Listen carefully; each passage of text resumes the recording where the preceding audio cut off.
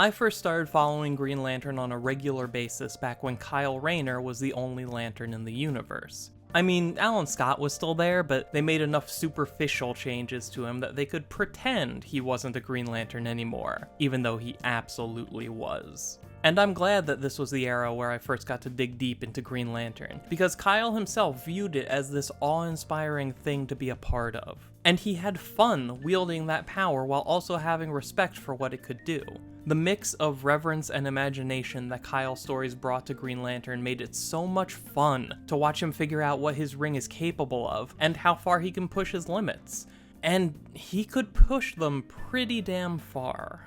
Kyle had a habit of displaying overwhelming levels of power whenever the situation called for it, and it pretty much started right away. One of the earliest things Kyle did with his ring was destroy a planet.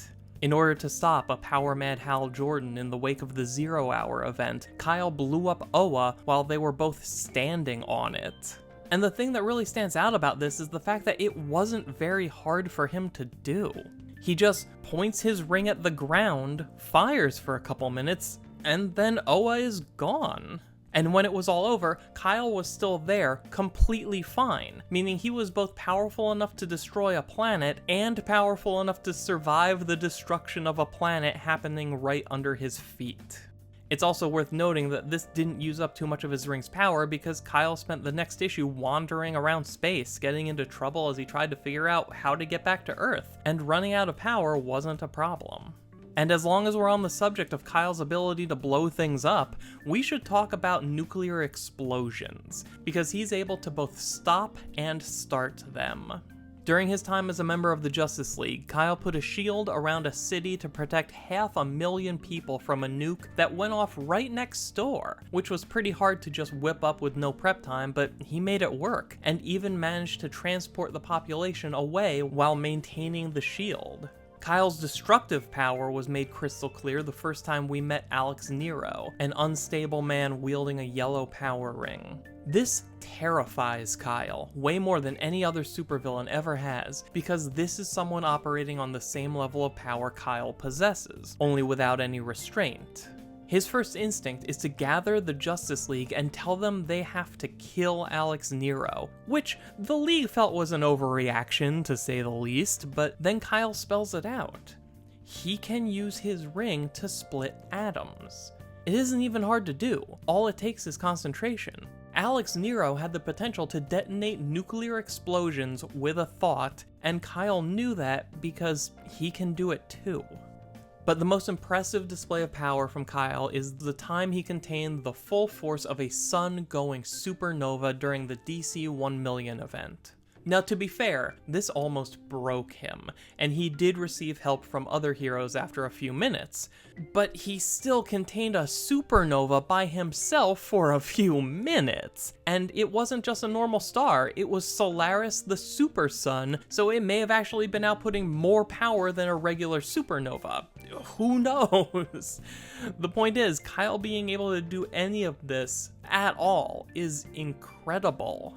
All of this, by the way, is what Kyle was capable of just as a normal Green Lantern. He's not getting boosted by the ion power or borrowed power from anywhere else. This is just a regular guy with a regular Green Lantern ring. The last Green Lantern ring. But something strange happens when it suddenly isn't the last Green Lantern ring anymore. Green Lantern Rebirth starts giving rings back to a handful of characters, and recruitment really kicks in as of Green Lantern Corps Recharge number 1. The number of Green Lanterns grew incredibly fast, going from 1 to 5 to 300, with a target of 7,200, a total that doubles the previous incarnation of the Green Lantern Corps. And once the Corps was back, we started to see an extreme reduction in the power of any single Green Lantern. That doesn't mean the impressive feats of power stopped happening, but they did become the result of a group effort. At the end of Green Lantern Corps Recharge, there was a little over 300 lanterns gathered on Oa, They fully charged their rings at the central battery, and then combined all their power to grab Oa's sun and throw it through a wormhole. It's a really awesome moment, and it's the kind of bombastic thing I love to see every now and then, but it always struck me as odd that they needed 300 fully charged lanterns to do this. Considering that Kyle Rayner by himself had the power to contain a supernova, you'd think this would have been easier for a group this size to pull off, especially since Kyle was there helping them do it. And it doesn't stop there. We regularly see entire groups of Green Lanterns working together to manage something that Kyle used to be able to do all by himself. Remember when Kyle made a shield to protect a city on Earth from a nuclear explosion at point-blank range? It took 9 Green Lanterns working together to make a shield that could protect the city on Mogo from a storm.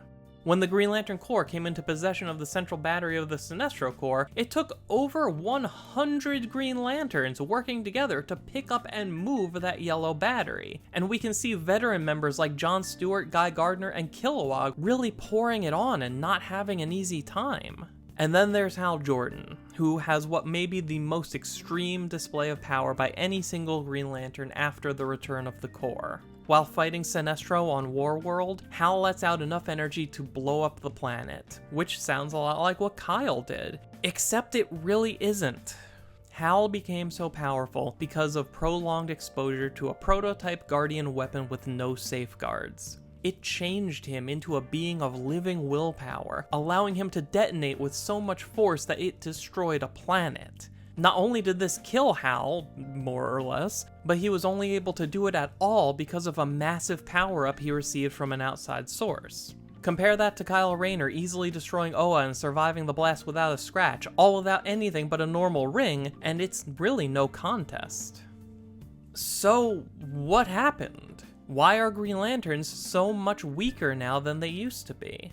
This has never been officially addressed, so everything beyond this point is my own speculation, but what if I told you that there might be another character that puts a lot of things about Kyle's power into perspective, and could make everything we've talked about up to now make sense? So in order to figure out what's going on with the Green Lantern Corps, we need to talk about Larfleeze.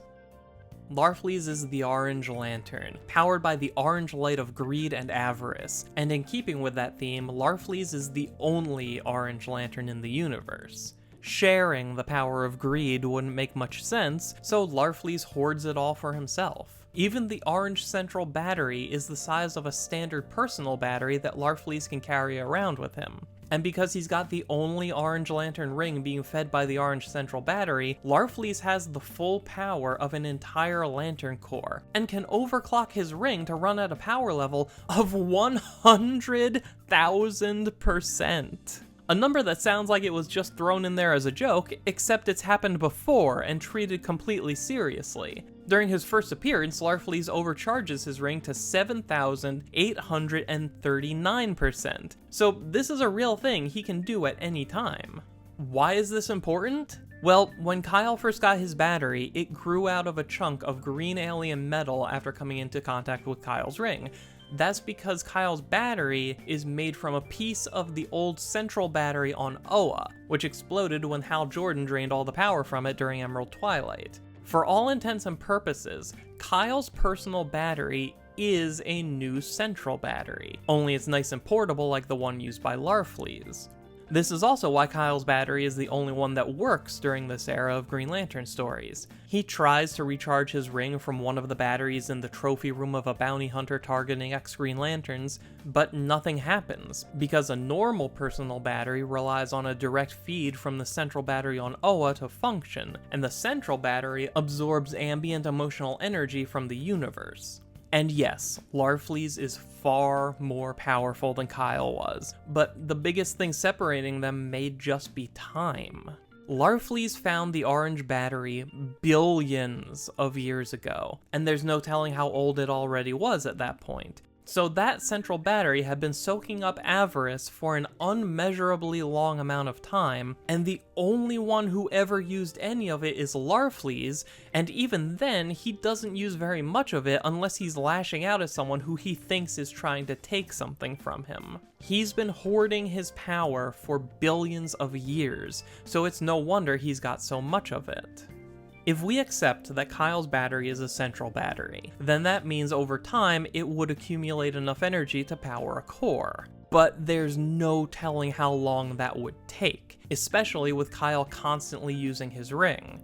It creates this cycle, where Kyle's battery is slowly accumulating enough energy to power multiple Green Lanterns, which Kyle uses to do things that no single Green Lantern should be able to do, which in turn uses up energy gathered by the battery, making it take longer to accumulate enough energy to power a core.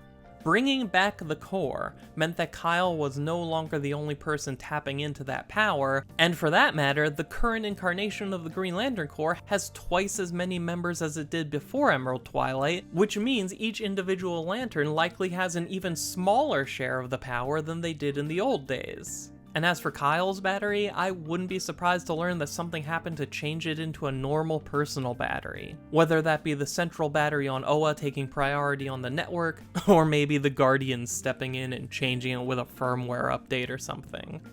Now, if we can talk about the real world for a second, the actual reason for all of this is the fact that if every Green Lantern was as powerful as Kyle used to be, then the Green Lantern Corps would be unstoppable.